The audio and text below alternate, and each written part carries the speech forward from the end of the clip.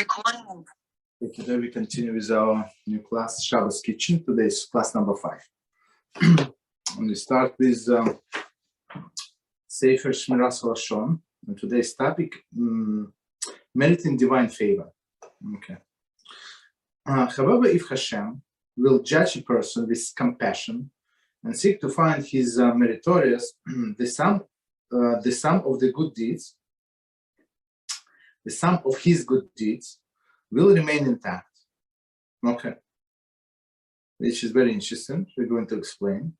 However, if the person will merit the full measure of Hashem's attribute of compassion, then the sum of his sin will be diminished. For many of them will be found to have been carried out unwillfully, or will be attributed to some outside factors for which the sinner will not be held responsible. In summation, Hashem has infinite ways through which to find an individual meritorious. Through such consideration, the individual's good deeds will outweigh his sins, thus granting him the eternal status of tzaddik. So what Chafetz Chaim is saying here, that if Hashem finds somebody meritorious, so his account, let's say, right, for whatever reason, he meritorious, meaning that Hashem is going to give him something extra, right? So his account of the good deeds, of the mitzvahs, is not going to be affected. It's like extra, it's a gift. And same with the attribute of compassion. So attribute of compassion, that Hashem would erase some sins. How? That they were carried out unwillfully, right? He didn't want to do it. He did not know. There were some circumstances. Okay. Continue. Okay. The way in which heaven judges an individual is reflected in the ways in which the individual acts toward his fellow on this earth. If it is his way to judge the others favorably, then heaven will judge him favorably. As we always say, it's measure for measure, right? So we judge people favorably. Of course, it's not. Let's not take it out of context and that we have to judge everybody favorably. Absolutely not. Only people who, as we learned before, whom we're obligated. Like somebody is a righteous individual, then we're obligated. If it's if somebody's 50-50, so if it looks like that he did something wrong, so even in this case we should.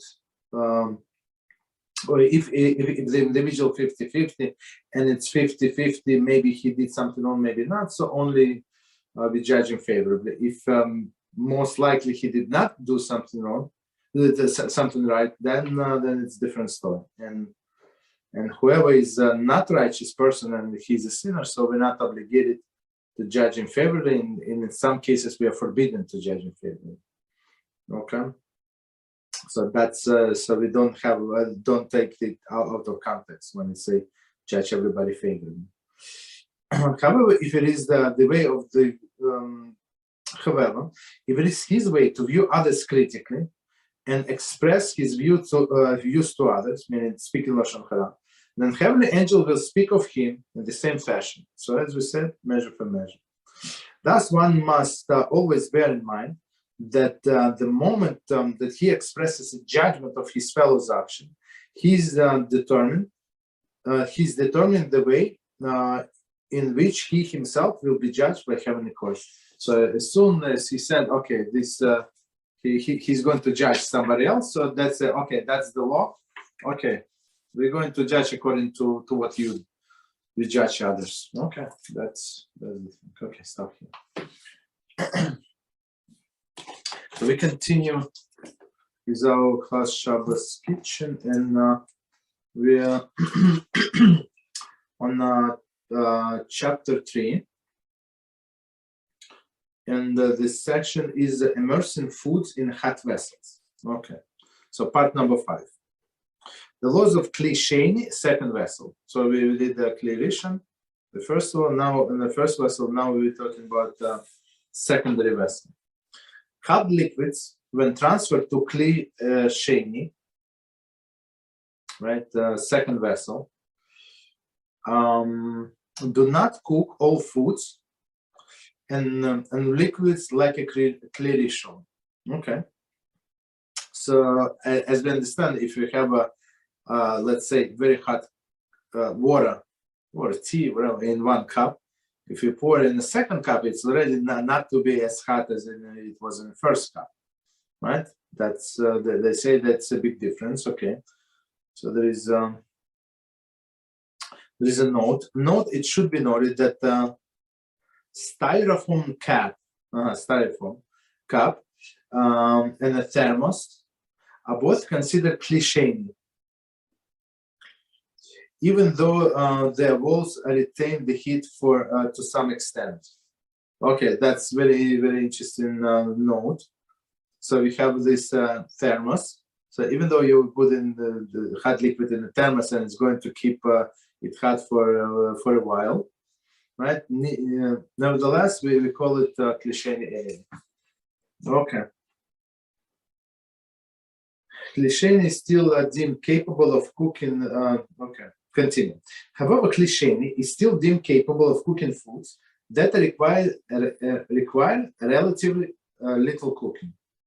The sages classified the certain foods as easily cooked items and determined that these foods are so sensitive to heat that they can become cooked in Kli Sheni. Okay, so let's try to understand. So in Kli Rishon, we said in the first vessel, everything is going to cook. It's on a fire. It is taken off the fire. We said it does not make any difference. I mean, if it's if the content is above Yad Salada's bowl, right? Okay. And now we're saying that what? That some foods, as we know, for some foods you need only a few minutes to cook, and for some foods you need 3 hours to cook. So some foods would be in category for easily cooked items, and some are not such easily cooked items. So if you put a raw piece of meat, it's never going to get cooked in the second vessel, basically. Okay.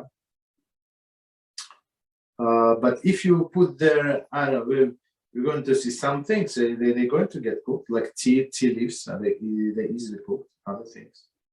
Okay, so let's see. Over the centuries, however, our knowledge of which food items be classified as easily cooked has diminished. Therefore, the Paskim rule that we must treat all the foods and liquids as easily cooked, except those positively known not to be. Accordingly, it is forbidden to immerse any uncooked food in a Kli Sheni, except for the listed below. Okay, so we're going to see the exception. So since we don't have exact knowledge, and since it could be Torah prohibition, so we're trying to go more stringent opinion. Okay, meaning what? We're going to treat Kli Sheni, secondary vessel, exactly as a Kli Rishon, as a first vessel, primary vessel, with exception. Okay, let's see. In general, any food that may not be immersed in Kli Rishon, for example, uncooked spices, previously baked goods, containers of uncooked foods or liquids, may not be immersed in Kli Sheni. So, I mean, that's a general rule. Whatever you cannot cook, immerse in the first vessel, Kli Rishon, you cannot immerse into the Kli Sheni. However, there are several areas in which we treat Kli Sheni leniently. Okay, so leniencies that apply to Kli Sheni, secondary vessel. A, foods known not to be easily cooked may be immersed in Kli Sheni. Okay, let's see, what is it? B, cooked liquids that have cooled, may be reheated in a Kli Sheni. So some cooked liquids that cooled completely, right, may be reheated in Kli Sheni. Okay. Continue. C. Soluble pre-cooked foods may be dissolved in Kli Sheni. So meaning in a secondary vessel, as we're going to discuss, right? And D. Pouring water onto food from a Kli Sheni is permitted. Okay. So now we're going to go in all details one by one. So A. Items that are more easily cooked, that are not easily cooked. I apologize, not easily cooked. The following items are definitely not considered easily cooked and may be immersed in Kli Sheni. Water, right? So as we say, water. I mean, to cook water, you need much more than Kli Sheni. Okay, oil, ginger, cinnamon, and pepper. Whether the last three items are in a powder form or whole form. So powder meaning the cinnamon, ginger, and ginger in a powder, cinnamon and pepper. So it does not make any difference. They're not going to get easily cooked. Concerning salt, C52, page 52. Okay, we're going to get to it. Continue. These items do not cook easily and require more heat than in Kli Sheni to cook. Therefore, they may be put into Kli Sheni, even if they will be heated to Yatzalat Bo. So very interesting. So we said that cooking is described as Yatzalat Bo temperature when hand recoils, and Yatzalat Bo. One second. What did I want to say?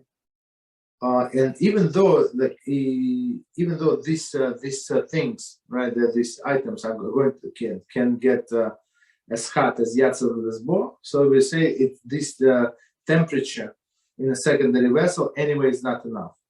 Okay, to illustrate, it is permissible to pour cold water into the hot water in a Kli Sheni, even though the cold water will become hot to the degree of Yatzalat Bo.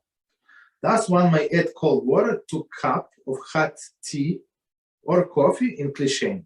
So sometimes, like, I don't know why it would be so hot, but let's say it's very hot and person wants it's just a warm tea, right? So he has tea, in one cup, which is the secondary cup because he had to pour tea from somewhere, right? And he can add the cold water. Or in our case, when we use tea essence, so it's always cold because you prepare it before the leaf, so you put bags into teapot, and then you pour water in your cup, hot water, and you pour tea essence. Of course, it's cold, so we said there is no problem whatsoever. Okay, continue. However, although the Kli Sheni did not cook, although the Kli Sheni does not cook the above mentioned items, some poskim rule that Kli Sheni is if Kli Sheni is very hot, that is closer to the boiling point, to 112 degrees Fahrenheit, or I think it's 100 of Celsius, right? It can cook any item. Preferably, one should follow this view and pour the boiling hot tea or coffee into Kli Sheni before adding cold water. Okay, so it's very, very interesting, right? So they say, so even though it's not going to cook, right? According to what we say, if it's so hot, as you said, the boiling point, right? It just stop boiling, and then you want to pour into the cup. Right, so if you want to put this cold water into the cup, right? So don't put in the cup cold water and then add the hot water. Do it opposite. Put hot water and add cold. So in this case, this water in the cup in its Kli Sheni is not boiling any longer, and so that's the solution. Continue. B. Previously cooked liquids. Cooked liquids may be reheated in Kli Sheni, even if they have completely cooled completely.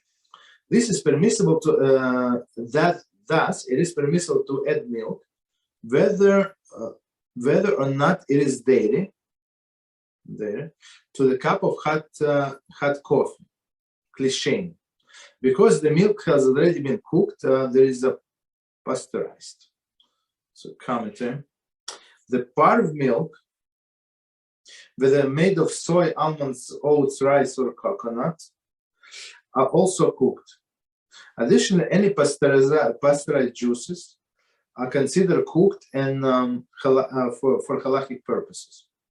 So it's very interesting. So I mean, it's very practical. So a person who wants to drink coffee, and he wants to pour milk. So all of the milk, it was pasteurized. Pasteurized, I don't think it's necessarily boiling point. I'm not sure what is the temperature for pasteurization. And same with almond milk and other milk, which is not dairy, but they all were cooked. That's why they can stay without spoiling, I don't know, for 2 weeks, 3 weeks, even more, right? Because it was cooked. Continue. It is similarly permissible to warm up a baby bottle containing milk or another pre-cooked liquids by immersing in the Kli Sheni. Okay, so we said in the Kli Rishon, in the first vessel, it is forbidden, but in Kli Sheni, you can put. So you put from the urn, you put into some container, and in this container you put a baby bottle. No problem. Okay. So we're talking about previously cooked liquids. See, foods that dissolve. We have learned that soluble foods, for example, coffee, that have been cooked should not be dissolved into in hot liquids that are in Kli Rishon. So a Kli Rishon is never allowed, this coffee, right? Even though they have been previously cooked. It is permissible, however, to dissolve these pre-cooked foods in a Kli Sheni. Therefore, instant coffee, instant hot cocoa, instant powdered tea, sugar, artificial sweeteners, and salt, which were cooked during the factory processing. See page 53, we're going to talk about it, may be dissolved in hot liquids that are in Kli Sheni. So technically in Kli Sheni, we can do a coffee, right? If you want to do a coffee, you can do it in second cup, which is actually, if you take the water from the urn, it's going to be the first cup, but it's Kli Sheni. I mean, we don't do that, but that's absolutely no problem if somebody wants to do that. Okay, continue. Deep pouring from a Kli Sheni. So when you pour from something, it's like the degree is going down. Pouring hot liquids from a Kli Sheni into food is not subject to the rules of Kli Sheni, but falls under the lenient category of Kli Shelishi. So when you pour from the from the cup, so you pour from tea kettle, right, into your cup, so it's already secondary vessel, and when you pour from this cup, so they say there is no problem whatsoever. So this water from the cup is already the third vessel, right? About pouring from a Kli Rishon, just to remind us, you say even if the stream of water is still connected to the vessel, it has a status of the vessel. Okay. Summary. Yeah, go ahead. So I've been listening this, so I'm wondering, the question is it allowed to design a blech in a way it will overcook food on Shabbos, meaning the reheating elements will have almost the same temperature as the stove? Yeah. But you see, the thing is, let me tell you this thing. So when you put on a blech to warm up, so the food is ready 100%. It's 100% ready. If it's not cooked completely, you are not allowed to put on a blech. Understand? We good? You clear? So overcook is no issue? Yeah, yes, yeah, because you spoiling food. Because one time I asked about this, and it was like not permitted to use elements that are intended for cooking. No. Look, even if it is if it's stove, regular stove, right? And it's intended for cooking, no problem. But you cover it with blech, and your food 100% ready. So what you want to do? You want to just warm up. That's it. So if it cook more, that's not what you want. It's spoiling for you. You understand? So person does not want to. Usually, that's not a good idea to overcook food. So, but I am thinking more like, for example, in the Sephardic custom about the tea leaves, because you can design the blech in a way that concentrates the heat only on the stove that is left on Shabbos. Okay. Before Shabbos. Exactly. So I am thinking, is it allowed to design so it will have very high temperatures, and when you use even using the third vessel method, it will cook, even overcook the tea leaves. No, but I mean, overcook is not good. You understand that's not what your intention. Since it is not your intention to overcook, you just want to warm, so there is no problem. So, but what if you design this system of blech and vessels in a way that it will indeed cook tea leaves, for example? No, we're going to tea leaves is actually one of the exceptions, but that is going to. But let's say you put these tea leaves, right? You will put hot water, right? Boiling water before Shabbos. Let's say, right? It was ready before Shabbat. So, and you have blech, and in blech, as you said, there is let's say you have a stove, you have 4 burners, and you left only 1. So there is we're going to learn there are 3 different areas right above the flame, the hottest one, near that area, and the third one is as far as possible. So and we're going to learn that in some cases you're allowed to move from one area to another.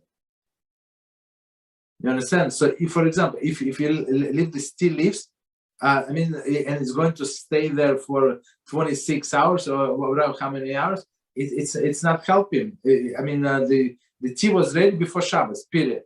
Can you drink the tea? Absolutely. But you left it on the blech, it's your own business. There is no problem whatsoever. So the example would be, I found a method of third vessel that it must almost have a high temperature of water. So I am wondering if that is permitted, because it's almost the same temperature as regular boiled water. So I am thinking if it is permitted. But what is it? Is it electric or? No. You put the blech, yes. And if you use certain pot with a certain shape, it will concentrate the heat more efficiently. So I was wondering if that is permitted. You see, that's the issue. If you wanted to concentrate this heat efficient, that's the issue. You see, when we said when we have a blech, and on a blech you put some inverted vessels. So yeah. you put like this, you put upside down. Why? Because with all your actions, you show I don't want to cook. I just want to warm food. So people come to the house, and that's this guy. What are you doing? You say I'm warming up. So they know you're not cooking. this food, it's for other people, right? So this this food was ready before Shabbos. Nobody's going to cook like that. But when you put this some vessel that concentrate the fire, the heat into one point, so that's how people cook. That's defeats the purpose. You understand? Yes, that's the issue. I was wondering if eating is allowed. It's a way of. I don't think so. But based on your explanation, it defeats the purpose. We will try to show that's not how we cook. So it would be not to have so hot water on Shabbos, according to the Sephardic custom, in a way that you will have almost the same as in weekday. What do you mean? That is every time I was wondering that maybe I am cheating because it's like the same. It's the water.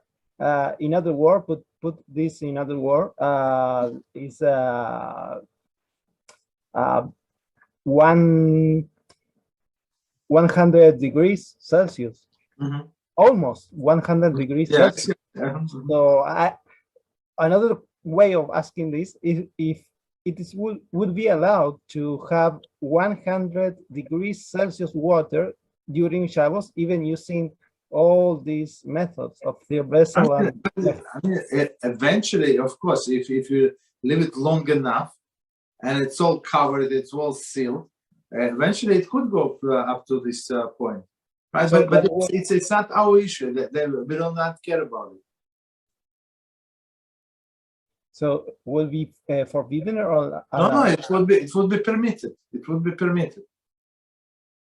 Okay. And sometimes it is true where you leave a soup. Let's say you leave soup on the blech, and it's very hot. It's boiling. It is slowly simmering. It's not like boiling, but it is 100 degrees, I think, because it's been stayed above the burner for, I don't know, like this 18 hours or so. So of course it's very hot. Not 18. I'll take it back. Maybe 12 hours. Because I'm thinking to finish this, this section. I was thinking that you have to even take care that the blech and the inverted pot will not reach certain temperature. I was thinking about that. Okay, I mean, but if it's it depends what material that they're made from, right? So we use aluminum. So aluminum, like in a thin walls, it's like heated very fast. You understand? So I mean, and plus the time. So for us, for example, to warm up the food, we need like 2 hours, 1.5 hours minimum. Okay. So, okay. So summary. The only uncooked foods that may be immersed in a Kli Sheni are those that are not easily cooked. This, as we said, water, oil. This, what is it? Ginger, cinnamon, and pepper. Okay, they're not cooked so easily. Okay, so we can put it in a Kli Sheni, right? But other foods, since it is doubtful, so we treat Kli Sheni strictly. So one more time. The only foods that may be immersed in a Kli Sheni are those that are not easily cooked. Not. Oh, okay, here's a list. Okay. Water, oil, ginger, cinnamon, and pepper. However, if Kli Sheni, so it's Kli Sheni secondary vessel, is close to the boiling point, it is preferable to pour the hot water into Kli Sheni before adding any of the above five items, because we saw this stricter opinion. They say that since it is like close to boiling, it is very hot. Okay. Previously cooked liquids may be reheated in Kli Sheni. So as we said, you can add milk to your coffee or cold water to the coffee, no problem. Soluble foods that were previously cooked during the factory processing, for example, instant pre-cooked coffee, may be dissolved in a Kli Sheni. Putting from Kli Sheni falls into category of Kli Shelishi. Okay. So technically, as we said, there are many authorities who said it's very clear that you can do this instant coffee or instant tea into this secondary vessel, no problem. Okay. So now, section number 6, loss of Kli Shelishi. So the third vessel. The third vessel, right? A Kli Shelishi is a vessel to which the contents of Kli Sheni have further been transferred. Okay, so from one to one. Okay. Once transferred to Kli Shelishi, liquids do not retain the capacity to cook most of the foods. Therefore, it is generally permissible to immerse any raw or cooked food in a Kli Shelishi, no matter how hot the contents of Kli Shelishi are. Additionally, as mentioned above, it is permissible to pour from a Kli Sheni into the raw food or cooked food. Okay, so let's try to understand. So now if we're talking about cups, so from kettle I pour into the first cup, and now I'm pouring in the second cup. Okay, so they say according to most of the paskim, nothing is going to get cooked in the third cup, even if it's very hot, even if it's yad soledes bo, right? So they say you can put there raw food or cooked food, or even food. It does not say here, but I just want to add foods that were cooked, not cooked, prepared differently. So something that was baked, right? For example, you can put matzah in your soup now. Because matzah was baked, soup was cooked. So we said in a primary vessel, it's not allowed. In a secondary vessel, we said maybe. So in the third vessel, we said for sure you can do it, no problem. Okay. But of course, there are exceptions, as we said. Exceptions, foods extremely sensitive to heat. So meaning just a little and they're cooked. There are, however, several foods so sensitive to heat that they can become cooked even in Kli Shelishi, so in the third vessel. These are tea leaves and eggs. Okay, so basically eggs. Maybe that they're not going to get cooked as people want them to, but on some degree, yeah, of course they're going to get cooked. Eggs and tea leaves. Okay, continue. So that's why Ashkenazi custom, we don't put these tea bags in any vessel, right? Because it's going to get cooked. Question. Eggs, boiled eggs will be forbidden because you cannot check if they are right.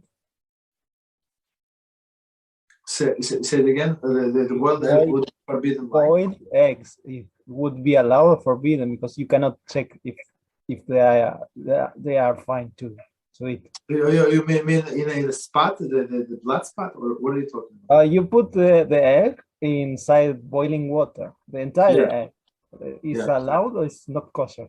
No, it's not. It's not allowed. We just said it's going to get cooked even in a third vessel. So all other foods they're not going to get cooked. What I added for myself is maybe it's not going to get cooked completely like hard-boiled egg, but it's going to cook egg at least to some degree for sure. In the rest of the week, it's allowed a boiled egg. Yes, yeah. If you know that there is no problem. So basically, the problem just to explain your question. So since we're recording.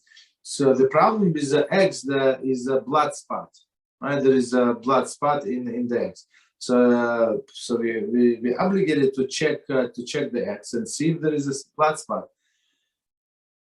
But if you check many eggs from this company, right, from this distributor, and there is no problem, so you're not obligated to check every egg. You understand? So, for example, we some time ago. So my wife said, let's buy this fancy schmancy organic eggs. like organic. It costs 3 times more. Guess what? Out of dozen, we had to throw like 6 of them. 6 of them because it's so natural, so good. Had this blood spot. We had to throw out the complete egg, which is waste of money, right? Because there is actually a rooster involved in the process, this and that. But when you buy the regular eggs, the cheap one, not cheap one, but regular one, no, not organic, like some. So they don't have roosters. You understand? That's just chickens by themselves. So maybe, I don't know, maybe in a year that we check, maybe 1 or 2 or 3 eggs. That's it. So technically, if it's such as minor insignificant number, so you can rely on chazakah that you don't need to check this specific company. So we check anyway because we use it for baking, for this and that. So you have to like cut the egg open. But sometimes when you want a hard-boiled egg, so you can rely on statistics that there is no problem. You understand? But it should be the same company, and from time to time you should check them anyway, but not every egg. Okay. So continue. So we said, okay, extremely salty fish, though unfit for consumption due to its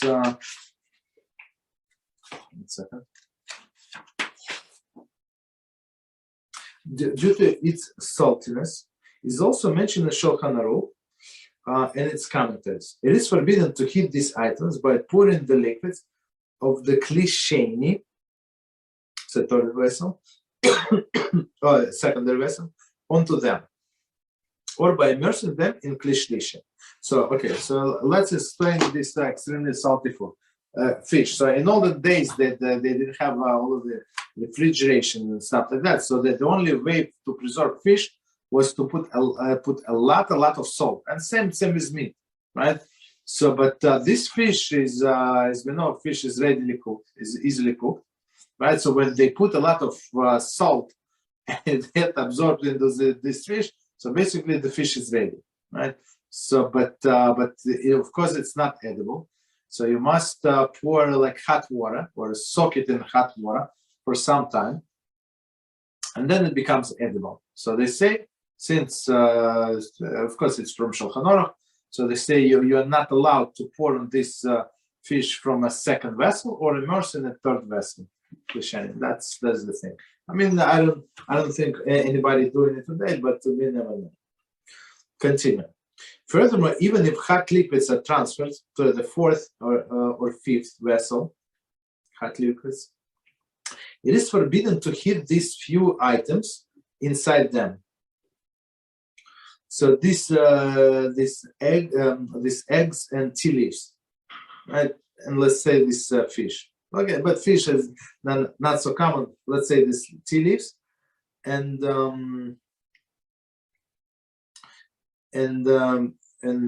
what is it? And eggs. Okay. As long as liquid is yatzel bo. So if this liquid is so hot as yatzel bo that your hand is going to recoil, you're not allowed to immerse this tea bag, right, or tea leaves. Because why? It is deemed capable of cooking tea leaves, eggs, and salty fish, regardless of how many vessels it has been transferred to. So that's what we actually follow. So even if it's 10th vessel and it's still hot water, so it's going to cook these tea leaves. So what we do is there is always a solution, of course. So let's see. Yeah, go ahead. More than a question, that was my question, the initial question, and that now is answered. So that doesn't matter how many vessels you put. If it's going to cook the tea leaves, it's not allowed. Yes. If it's water above yatzel bo.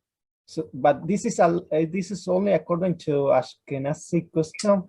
Ashkenazi custom is to go with stringency with this. Yes. So I think that the way I understand the Sephardic custom, they can do it in a third vessel, not in the second one, but a third, because it's so for Ashkenazic poskim say it is exception. Sephardi, I think Rabbi said there is no problem.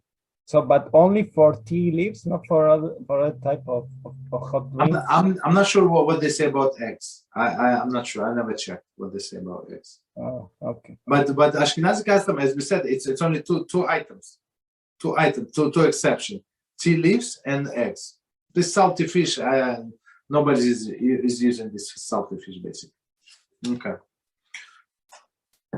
It is therefore prohibited, for example, to use tea bags containing uncooked tea powder on Shabbos, as the tea leaves become cooked by the hot water, unless the water first cooled below Yatzaladas bowl. For the permissible methods of preparing tea, see practical application. So we're going to discuss it. All other foods, however, may be reheated in Kli Sheni Kli Shelishi. Kli Shelishi, okay.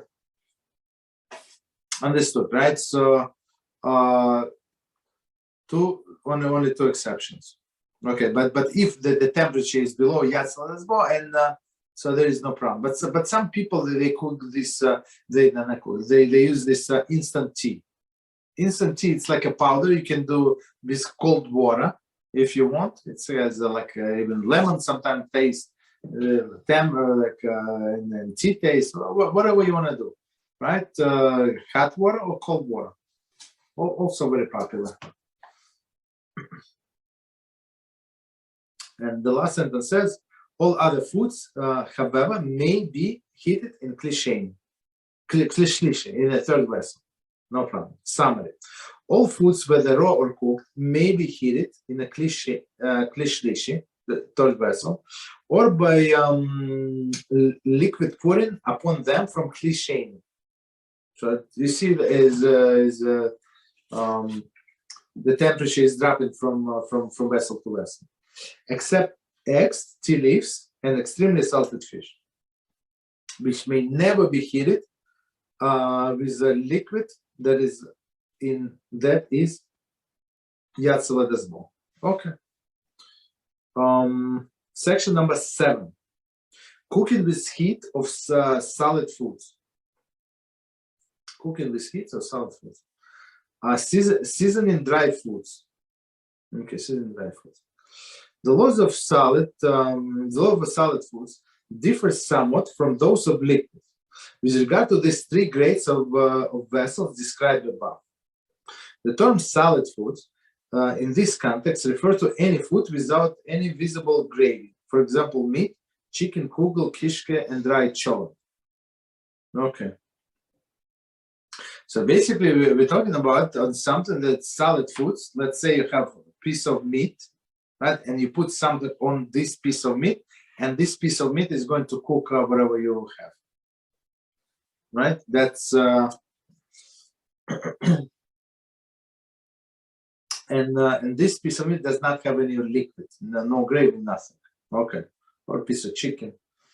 Okay, continue. 8 solid foods in a Kli Rishon. So Kli Rishon, we said, is a first vessel in which it was cooked, initially cooked.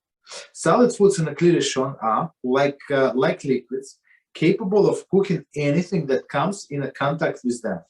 Okay, so solid foods, this piece of chicken, is going to cook anything that is going to get in contact with them. Therefore, it is forbidden to add uncooked seasoning to any food in a Kli Rishon. Right? Even of the fire, as long as the contents are Yatzaladas bowl. So we're going to see the examples. So what would be the example? Some herbs, right? That they're not cooked.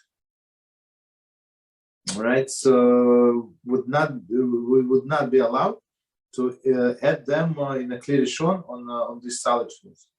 Liquid condiments, specifically ketchup, barbecue sauce, or hot sauce, may also not be added to the hot Kli Rishon.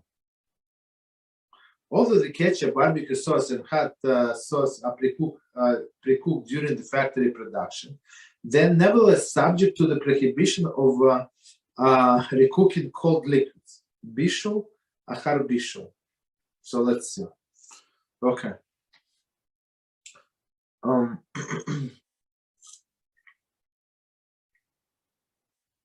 Okay, so now we're talking about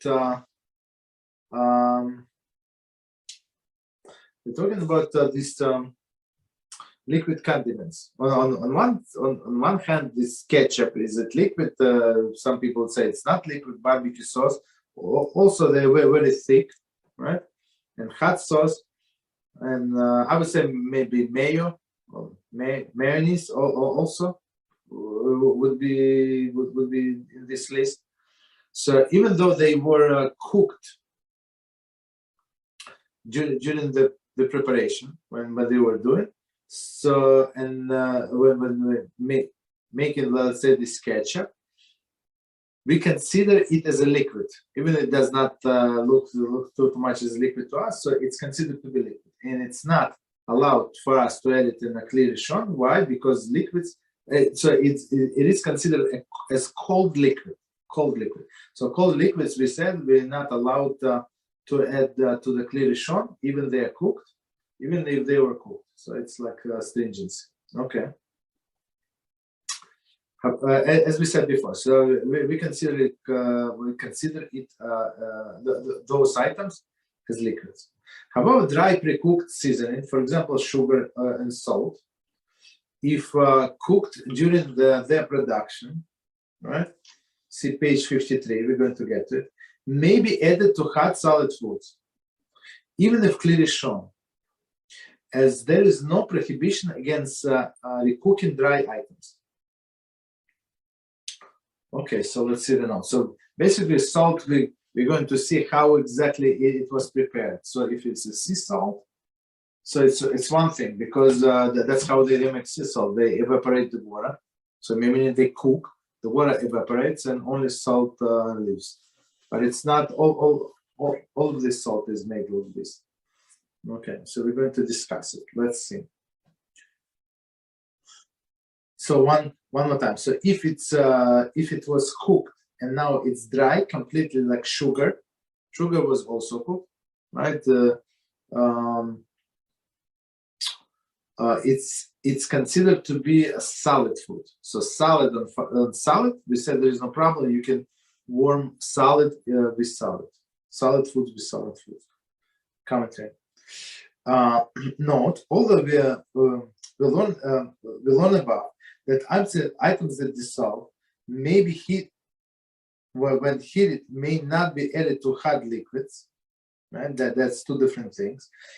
Even though they have previously been cooked, such pre-cooked items may be added to hot solid foods. Okay. Such may be added to such. So with liquids we cannot use it, but with solid foods there is no problem, as we said before. The reason for this distinction is that when dissolved in liquids, soluble foods are themselves considered liquids, right? Because salt, as I said, it was let's say salt, right? It was salty water. Then they evaporate the water, and they left with the solid particles, right? But initially it was liquid, so that's why it calls liquid. So one more time. The reason for this distinction is that when dissolving in liquid, soluble foods are themselves considered liquids. So when you put salt or sugar, let's say, when we put sugar in the water, so sugar in this case is considered to be liquid, even though it is in a solid form. And are subject of the prohibition of recooking cold liquids. So to put sugar in or salt, right, the salt that was cooked into this into the soup, but not be allowed. If it is a piece of steak or whatever you have there, so some solid hot foods, no problem. Liquids, problem. However, when dissolving on solid foods, soluble items are treated as solids. So this salt is going to be a solid food if you put it on a piece of chicken, and therefore exempt from the prohibition of recooking.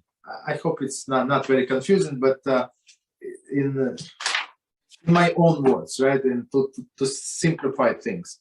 So this sugar and salt, they were cooked during the process. So it depends how you use it.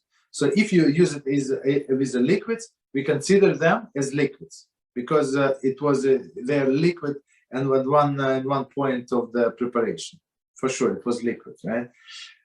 But if you use those sugar or salt with solid foods, we consider them as solids, and there is no problem whatsoever. Okay, continue. So 1 second, let me see how much we can do.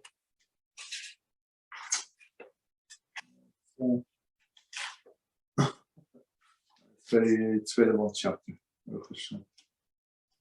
I'm going to finish now. No way. Okay. So continue. Uncooked spices. Maybe we finish at least this section. Uncooked spices. So one more time. These things as a sugar and salt they were cooked. Now we're talking uncooked spices. With regard to uncooked spices, we follow the stringent view, right? That they're going to get cooked, which always consider solid foods to be a Kli Rishon. So we're not talking about at what actually physical vessel this piece of meat is, right? We're talking about this piece of meat was transferred even to the personal plate, right? So accordingly, one must refrain from seasoning any hot solid foods with uncooked spices. Okay, see page 40, we covered it. Regarding those uncooked foods that do not cook easily, okay, whether in a pot Kli Rishon or a platter Kli Sheni, okay, or in a plate Kli Shelishi, okay.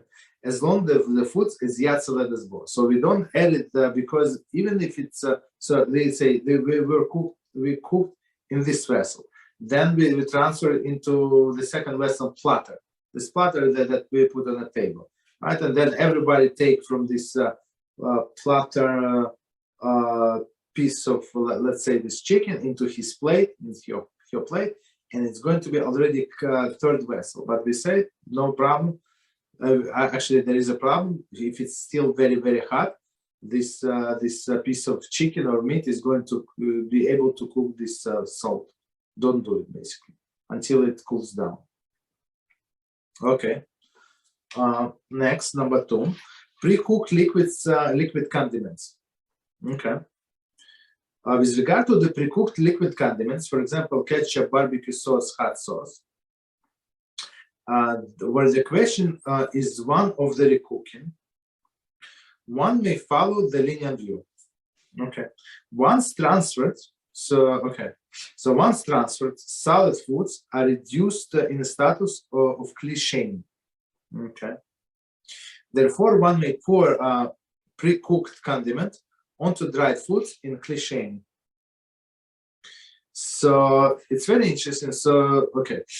We said that we are allowed to warm up the cold liquids in a secondary vessel. As we said, you can add milk, right? Cooked milk, pasteurized milk into your coffee, right? Into your tea, whatever you want to do, right? They say that there is no problem.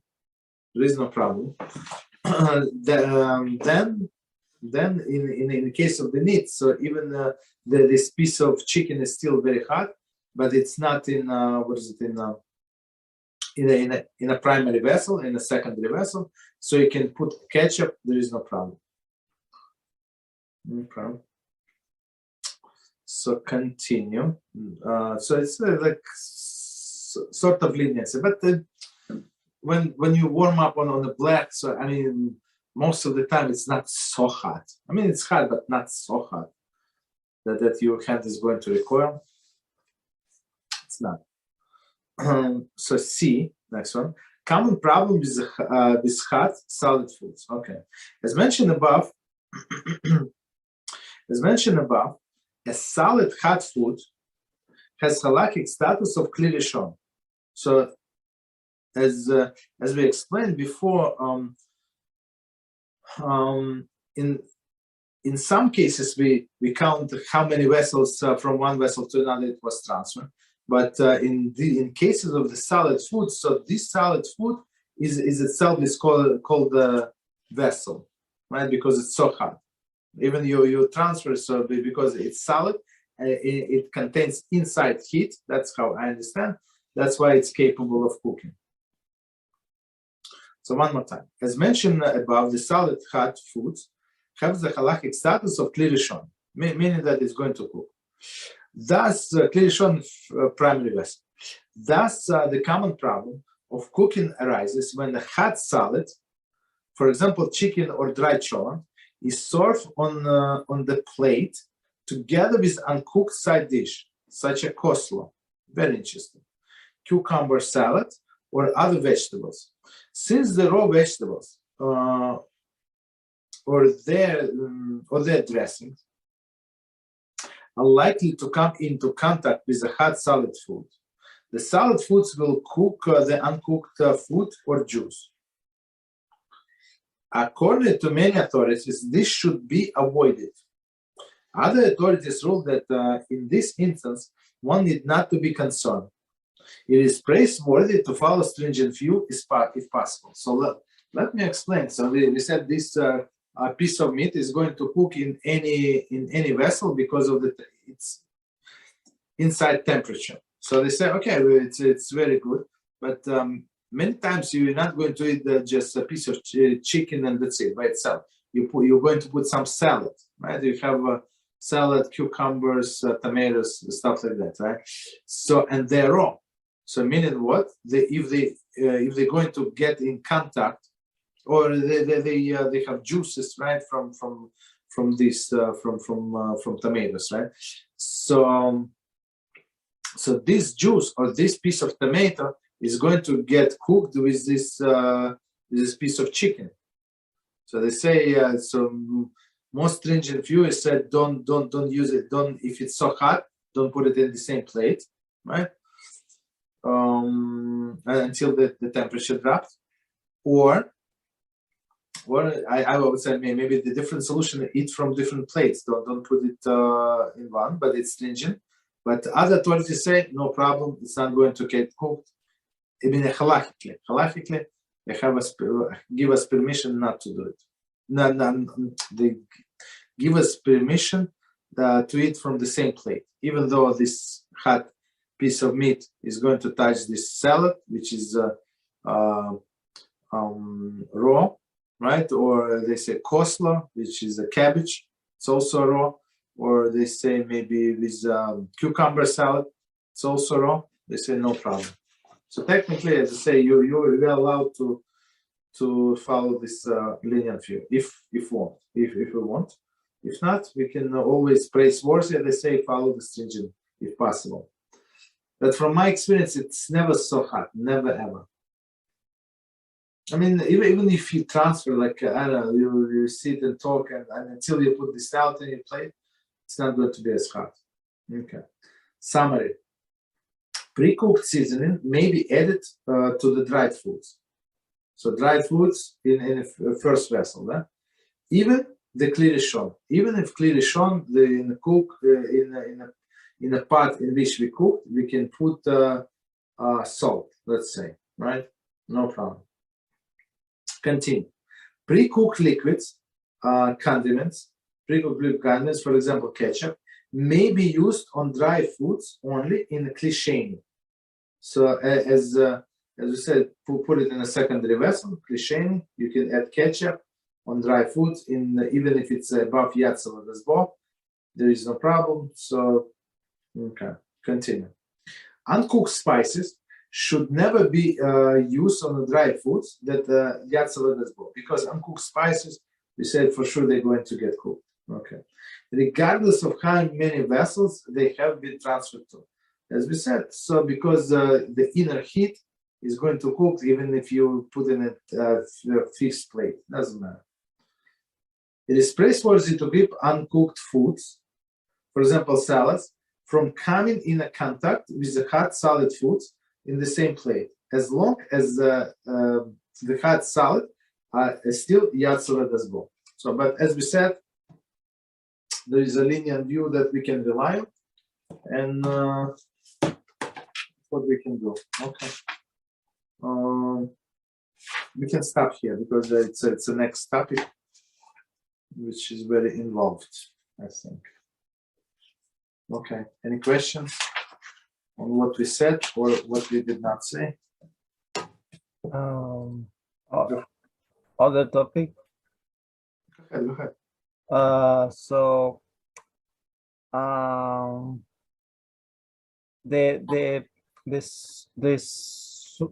do you say that, the sweat of the hands, if they can sweat from the hands? Yeah. Sweat. Because the last time I understood that plastics can hold tuma. What about the sweat? No. Well, plastic can hold tuma? Cannot hold. Cannot. Okay. Maybe metals, yes. Metals, not maybe. Metals for sure, yes. Mm-hmm. But what about sweat? And isn't sweat an element of impurity? Sweat is not element of the impurity. Actually, no. 1 more second. Actually, you're asking a good question.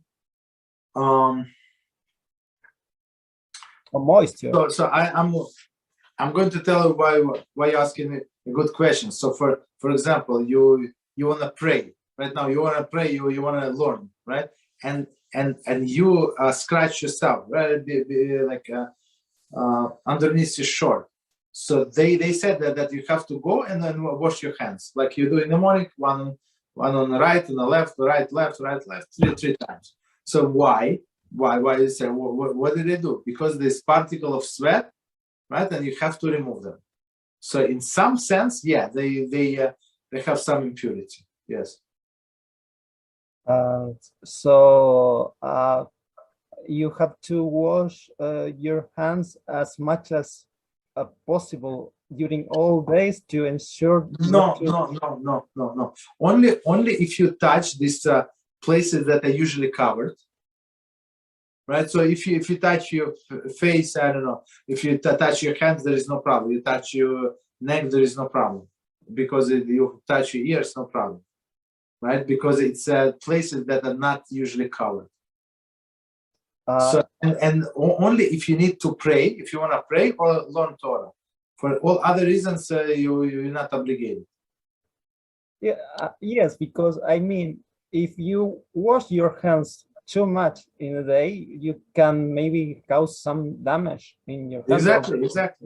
So I'm wondering how much of important is to do this. Exactly. That's why we will learn not to scratch ourselves in places that are really covered. So if you want to scratch your head, so you do with the kippah, right here on this time. And how much time? Or it's all day? I suppose you scratch your head and it's all day the impurity. Yes.